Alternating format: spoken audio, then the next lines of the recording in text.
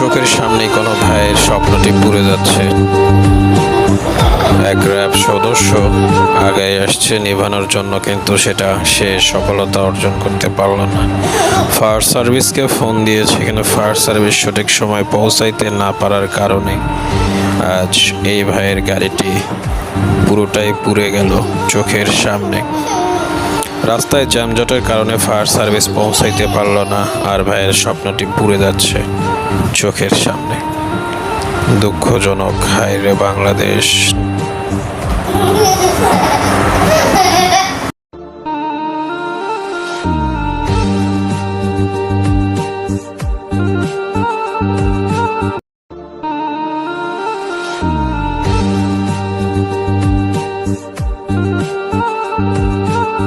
আল্লাহ ছাড়া কেউ আপন না।